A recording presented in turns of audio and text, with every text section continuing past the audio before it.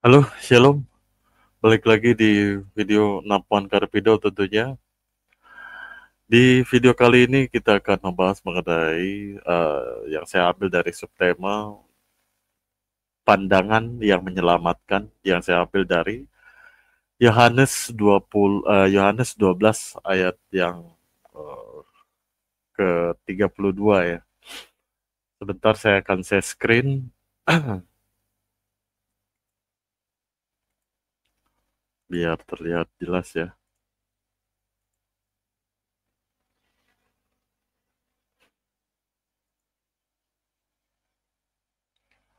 Kayaknya nggak nampak ya.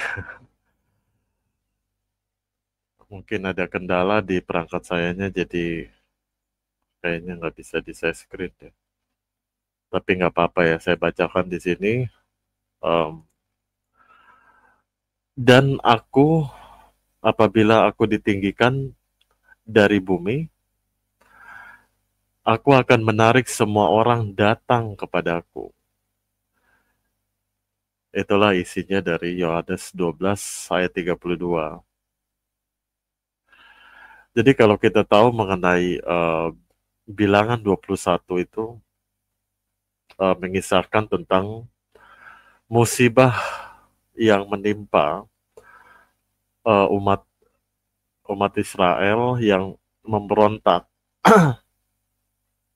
Kita tahu bahwa ular beracun menyerbu perkemahan mereka dan banyak sekali yang mati pada saat itu karena terpagut ular. Hanya mereka yang memandang ular tembaga di atas tiang buatan Nabi Musa itu tidak mendapatkan binasa. Sehubungan dengan ular ya, mengenai ular tembaga ini dalam Ulangan 21, Yesus berkata, sama seperti Musa meninggikan ular-ular di padang gurun, demikian juga anak manusia harus ditinggikan supaya setiap orang yang percaya kepadanya beroleh hidup yang kekal. Termasuk dalam Yohanes 3 ayat 14 juga, hari ini Yesus mengingatkan juga bahwa kita kembali kepada ular tembaga itu. Tuhan Allah memerintahkan Musa untuk membuat ular tembaga itu, pengobatan Allah itu cocok dengan penyakit manusia gitu. Ular membunuh, tetapi orang tetap hidup dengan memandang ular tembaga. Karena dosa sangat mematikan sekali pada saat itu. Tetapi pada kejadian itu yang mengenai ular tembaga ini. Tetapi setiap orang akan tetap hidup dengan memandang anak Allah, yaitu Yesus yang telah ditinggikan oleh Allah di kayu salib menurut 2 Korintus 5 ayat 21.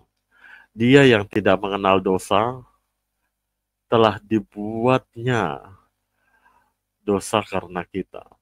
Karena dia menanggung dosa kita sebenarnya. Jadi jangan berpikir bahwa Tuhan Allah itu kejam gitu. Sebenarnya itu dosalah yang sebenarnya itu kejam gitu dan mengerikan. Kalau kita tahu Allah itu penuh kasih, karena Allah itu kasih juga, yang menyelamatkan Yesus Kristus mengasihi kita dan rela dibuatnya dosa itu karena kita gitu. Karena orang-orang kita yang seharusnya kita itu binasa gitu. Jadi Allah yang mengasihi kita telah melimpahkan murkanya atas dosa itu agar apa ya? Agar yang seharusnya dihukum malah dibebaskan. Harusnya kita yang dihukum seperti itu.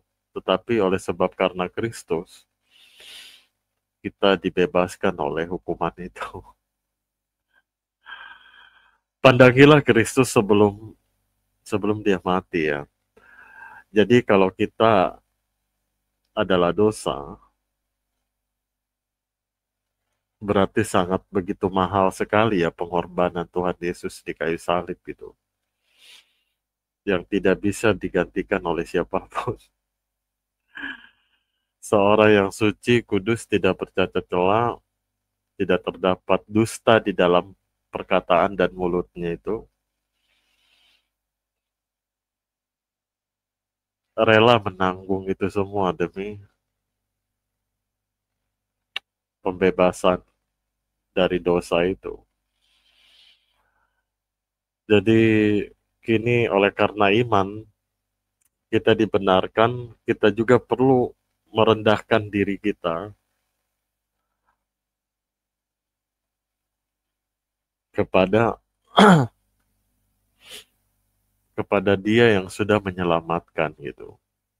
Tetapi jangan satu orang pun atau seorang pun yang bermegah atas apa pencapaian usaha dia, bahwa dia telah diselamatkan, padahal itu bukan karena dia, tetapi karena Kristus telah menyelamatkan.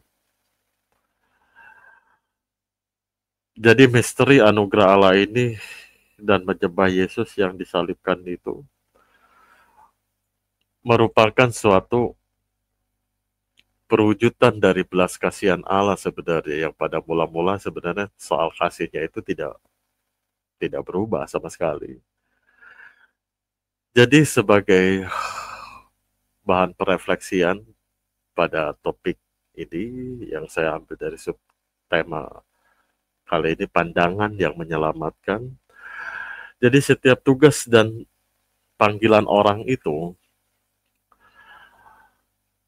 bah, bahkan yang saya maksud itu adalah sebagai orang beriman lah, orang-orang percaya, ialah meninggikan Kristus di kayu salib.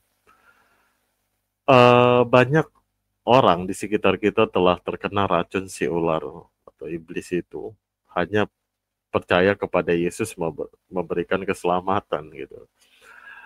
Tetapi jangan memandang hanya seperti itu gitu, tetapi pandangilah Dia yang ditinggikan Allah di kayu salib gitu. Kalau kita melihat ya dalam Filipi 2 itu, dari ayat 1 sampai 11 itu udah sangat jelas sekali, apalagi di ayat 5 sampai ke 6 itu. Dia mau merendahkan dirinya sama seperti manusia, dan berperilaku sebagai seorang hamba bahkan. Karena begitu besar kasih Allah akan dunia ini, yang tertuang dalam Yohanes 3 ayat 16 ya. Itu sangat sangat luar biasa sekali ya, tentang apa yang sudah uh, Tuhan Yesus hasilkan kepada, bukan kepada setiap orang percaya, sebenarnya kepada semua orang sebenarnya yang mau mengikuti Dia dan yang mau percaya kepada Dia, itu lebih tepatnya. Jadi mungkin itu saja yang bisa saya uh, jelaskan pada topik pembahasan kali ini, yang saya ambil juga dari Yohanes 12 ayatnya yang ke-32. Itu sebagai sharing aja ya, sharing pembelajaran bagaimana ketika saya memahami ayat Alkitab ini, dan kayaknya tidak cukup ya kalau saya hanya